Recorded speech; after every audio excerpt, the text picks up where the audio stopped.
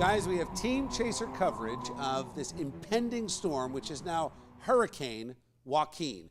We've got Tamara talking about preparedness. Ronica, you were with the governor today as he announced the state of emergency. But I want to start with Dan Zarrow from New Jersey 101.5. Dan, you are a meteorologist. You've been one for a while. You've been covering this thing. I got to believe that you're almost sick of talking about it because it's been building all week.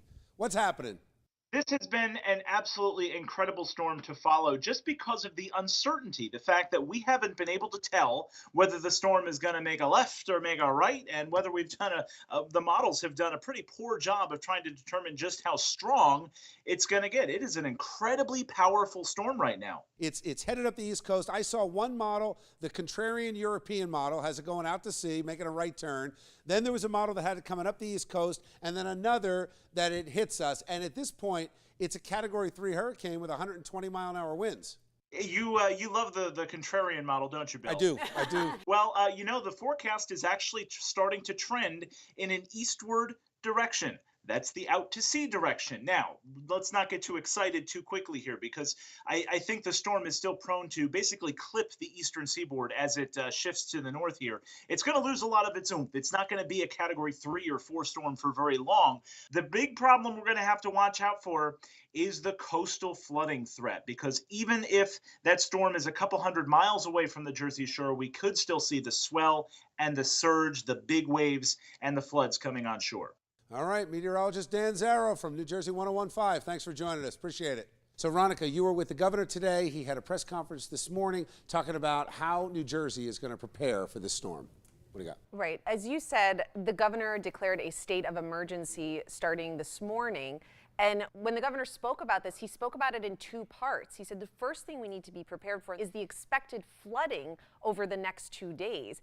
You need to understand that we're prepared, and we need you to prepare and not panic.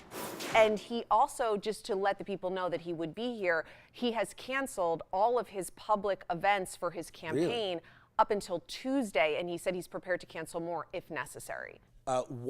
First question, why did he call the state of emergency today? The state of emergency and the flooding that's expected, that's separate from the hurricane, okay. Right? So that's where he separated the two things that we're expecting to happen in terms of the weather. He spoke about this flooding, and he wants to make sure the people are prepared. So the second more serious question is, was he wearing the fleece? Yes, of course.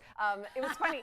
Everybody, tell that was my I question? knew that. The fleet comes back. Of course, the fleece is back. His poll number should also rise. Right. Is it back? He was asked about the fleece today. He actually said he didn't even know where the fleece was. Really? Mary Pat brought that up last night. I got off the 10 o'clock call. She goes, by the way, where the hell's that fleece? Fleece was the best thing that happened. Are you kidding? It's the lucky hashtag It's the lucky fleece. Yes. All right. Tamara, you are in Hoboken where preparations for this storm that's coming are underway. What do you got?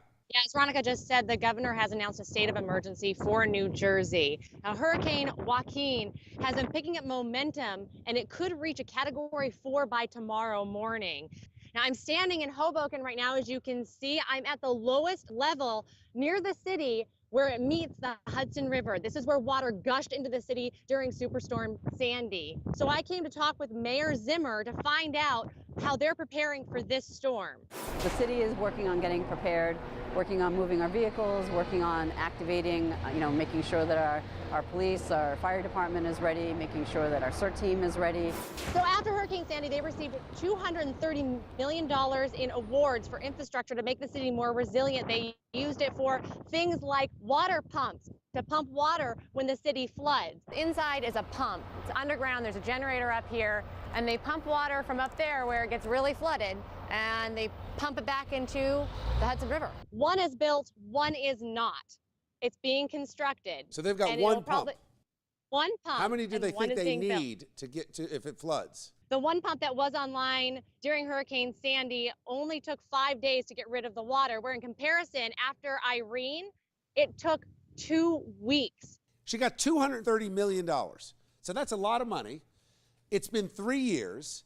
The city could be underwater again. They've got one pump. What has Dawn Zimmer been doing over the past few years? So they have been working on planning these resiliency projects. Let me guess, was there a consultant? Was there a logo they had to decide on? It appears that it would be caught up in bureaucratic red tape.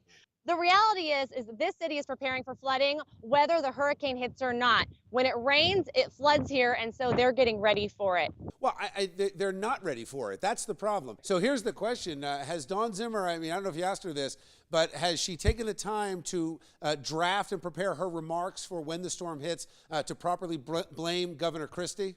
Well, I asked her why it was taking so long for these plans, and she said that they have been in meetings every single day since Hurricane Sandy hit, that they have been trying to get this infrastructure in place. This is the whole point of being a municipal leader, is that the people that are going to have their homes flooded, you're counting on the first responders. And then what happens is they start pointing the finger at individual first responders or someone wasn't there on time. And when it has to roll uphill, there's somebody in charge, and it's not like she didn't have the money to do it. What happened to the money? How many consultants? How many people were there that were strategizing and walking away with hundreds of dollars an hour to give advice on a pump that was never going to be built?